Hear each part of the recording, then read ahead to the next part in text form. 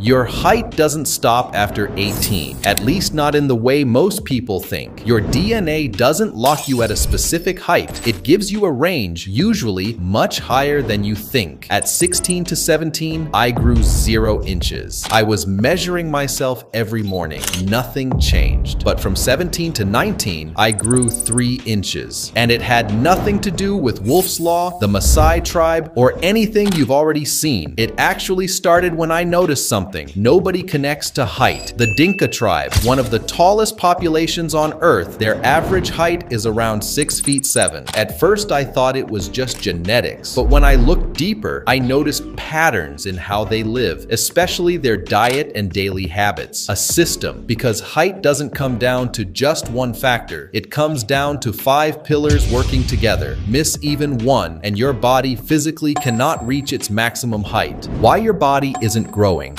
Here's what most people miss. Your height isn't just about age. It's controlled by 2 hormones, growth hormone and IGF-1. But the key isn't having more of them. It's how you trigger them, because they don't work together. They work sequentially. First, you spike growth hormone, the signal, then you spike IGF-1, the builder. If you don't trigger them in order, nothing really happens. But when you do, your body starts responding. And the fastest way to trigger HGH is something most people completely ignore. Let's start with step number 1. Sprinting. Sprinting is one of the most effective ways to do this, but not just any sprinting, all-out intensity, because growth hormone responds to how hard you push, not how long you go. That's why jogging and casual workouts don't work. Your body only reacts when it's pushed close to its limit. Now here's the crazy part. Sprinting can boost your growth hormone by 700%. And if you combine that with fasting, it can go even higher. But if you feel dizzy or weak, don't force it. You can still get great results. Here's how to do it. 20 seconds, full sprint with the maximum intensity of your body. Then rest for about a minute. Repeat this for 6 rounds. That's it. In total, you're sprinting for about 2 minutes, but those 2 minutes create a massive growth signal. You're not just exercising, you're forcing your body to adapt and grow. But this is only step 1, because your body still needs something to actually build with. Miss that part, and all of this means nothing. 2. Nutrition. You already spiked growth hormone, but growth hormone doesn't build anything. It just sends the signal. To actually grow, you need to spike IGF-1, and IGF-1 is triggered by something very specific, insulin. So right after sprinting, this becomes critical, because your body is in the perfect state to respond. Now here's what you do. You combine fast digesting natural sugars with protein. Why? Because sugars spike insulin, and insulin signals your body to increase IGF-1, and IGF-1 is what actually supports bone growth, tissue repair, and development. So what does this look like practically? Simple. Fruits like bananas, dates, and watermelons, and a bit of honey. And additionally, add a protein source like yogurt, milk, or eggs. Even something basic like yogurt plus fruit plus honey. And if you want to take it a step further, adding high-quality protein helps activate deeper growth pathways. That's why combining carbs plus protein works so well here. Some people even use things like colostrum, which naturally contains growth factors, but that's optional. The foundation is simple. Spike, then feed. You triggered the signal. Now you're giving your body the exact tools to build on it. And if you're serious about this, I made a free guide with the exact foods that actually support this growth process, including ones used by some of the tallest populations on the earth. Link is in the description. Do check it out, but none of that actually matters if your body doesn't get the time to do this work, and that only happens in the next step. 3. Sleep. Your body doesn't grow when you're training. It grows when you're asleep. That's when most growth hormone is released, not during the day, not while you're scrolling at 2 a.m., during deep, uninterrupted sleep. Most people think 7 to 8 hours is enough. Not exactly, because timing matters just as much as duration. If you're sleeping at 2 or 3 a.m., even with 8 hours, you're not getting the same quality. And if your sleep is broken, your body never reaches deep recovery, which means less growth hormone,